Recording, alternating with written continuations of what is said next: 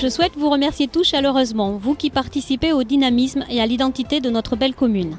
Associations, bénévoles, artisans, commerçants, chefs d'entreprise, habitants, agents municipaux et partenaires. Je souhaite vous présenter à tous, au nom du conseil municipal, tous mes vœux de bonheur, de santé et de réussite pour 2019.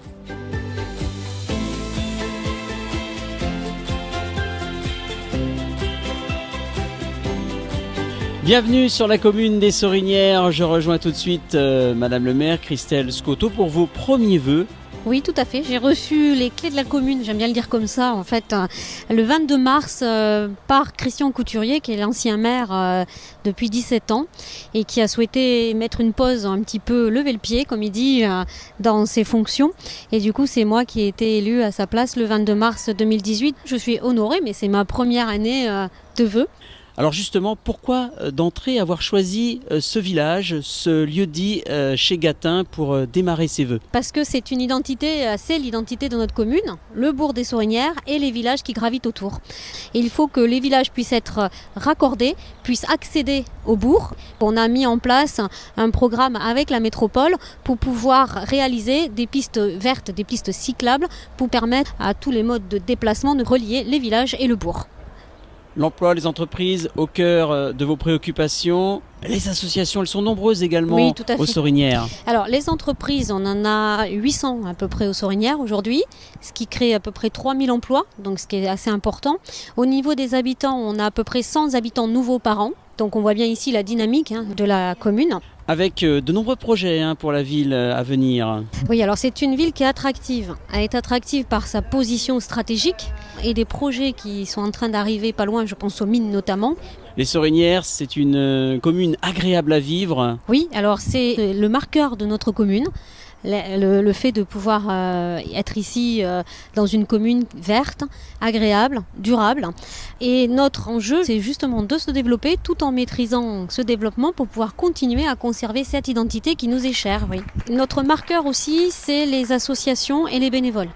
On a à peu près 80 associations sur les Sorinières et plus de la moitié de notre population est adhérente à une des associations. Que ce soit des associations sportives, culturelles ou de loisirs ou même bénévoles, solidaires ou sociales. On voit bien que c'est quelque chose d'important pour les Soriniérois, la solidarité. C'est aussi un marqueur de notre commune.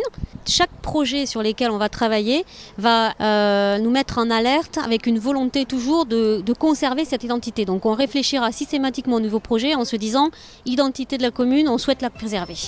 Allez, ces projets avec Madame le maire, on va les découvrir ensemble.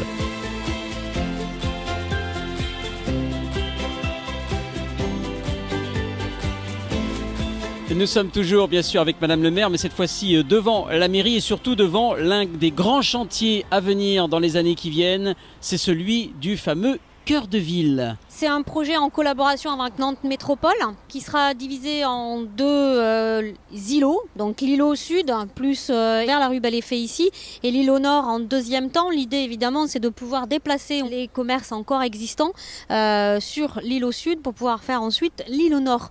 Et donc des commerces qui vont venir dynamiser ce cœur de ville. L'idée, c'est bien une offre complémentaire, c'est pas du tout une offre concurrentielle. On a déjà beaucoup de commerces ici aux Sorinières et un dynamisme qui va s'accentuer par l'arrivée de supermarchés de proximité qui arrivera donc lui dans l'îlot nord aux alentours de 2023. Du dynamisme et un nouveau visage pour le centre-ville des Sorinières. Mais on n'oublie pas bien sûr le paysage, l'environnement. En plus de tout ce qui est commerce qui va arriver, la moyenne surface alimentaire, la brasserie et les logements, on aura une place ici qui va être avec des espaces publics de qualité qui vont nous permettre d'avoir des espaces de rencontres conviviaux et de partage. Alors concrètement, les travaux, ça va démarrer quand? Quel est le calendrier? Dès début 2019, là, on arrive avec le début de la construction de l'îlot sud pour une livraison mi-2020. Et ensuite, on pourra démarrer l'îlot nord dès 2020 pour le terminer 2023.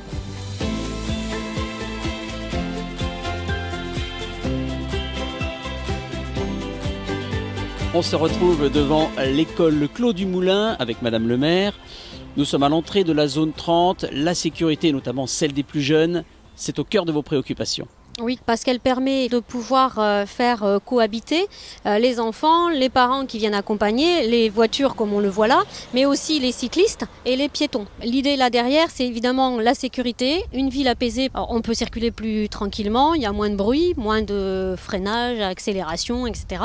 Du coup, quelque chose de plus tranquille. Il faut penser aux priorités à droite parce que ça, c'est une obligation sur la zone 30. On doit céder la priorité à droite.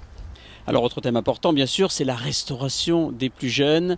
C'est important aussi d'apprendre aux plus jeunes à bien manger. Oui, on a fait le choix de prendre quelqu'un pour nous accompagner dans notre nouveau marché de restauration scolaire pour pouvoir avoir des produits qui soient de qualité, locaux, bio, et qui puissent avoir derrière un accompagnement à l'alimentation avec de l'anti-gaspillage, mais aussi de l'éducation, comme on peut l'avoir autour d'animation au niveau du restaurant scolaire.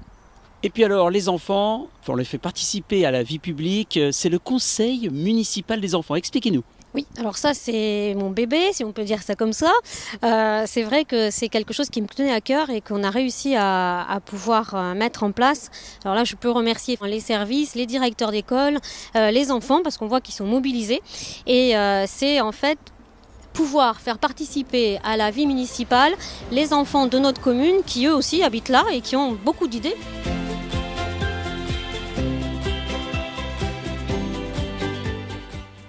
Nous sommes à présent sur le site de la Sanglerie, celui de la future médiathèque, en compagnie de Madame le maire et de Damien Grelier, directeur de la bibliothèque. La future médiathèque, un beau et vrai projet de service public pour tous. Oui, tout à fait. Alors, c'est un véritable projet ambitieux qui va requalifier en fait tout ce quartier. L'idée derrière, c'est un équipement culturel pour tous, mais aussi des logements et des espaces verts de qualité. Damien Grelier, vous êtes actuellement le directeur de la bibliothèque, futur responsable de ce projet de médiathèque. Concrètement, ça va se passer comment ? Alors ça se passe dans un calendrier qu'on suit depuis le début 2018. On va travailler sur 4 ans à monter ce projet. D'abord avec les services, avec les habitants, puisque la concertation est au centre du projet, et avec l'ensemble des partenaires, y compris l'État qui accompagne ce projet très fortement. Et la gratuité, Madame le maire, c'est important. Oui, tout à fait. La gratuité, donc qu'on a souhaité pour tous, pour lever les freins de personnes qui se diraient on n'y va pas parce que peut-être il faut payer, parce qu'il faut donner un papier, etc. Au niveau du budget, c'est un projet qui est ambitieux mais qui est maîtrisé, dans le sens en fait où on a travaillé notre budget avec sérieux depuis plusieurs années pour nous permettre de financer cette médiathèque et qu'il sera aussi, où on aura des subventions pour quasiment la moitié de l'État. Et le but de cette médiathèque, c'est évidemment de favoriser, de créer du lien et de favoriser les rencontres. C'est un lieu qui aussi est en cœur de ville, en cœur de bourg, proche de tous les services de la municipalité. Donc, ce qui permet déjà les rencontres entre la Sanglerie, donc l'EHPAD, tous les services publics qui sont autour, donc on le voit, le multi-accueil, le service social, les écoles qui sont à côté. Et c'est aussi c'est un lieu qui est accessible parce qu'il est proche du chronobus. Et puis tout ça s'articule autour d'un jardin. On est ici dans un parc et l'entrée de la médiathèque devrait commencer par un jardin qui sera un espace un peu intermédiaire où les gens pourront venir en rentrant ou sans rentrer dans cette médiathèque, mais en lien avec les personnes qui la fréquentent et au fur et à mesure développer ces pratiques de lecture.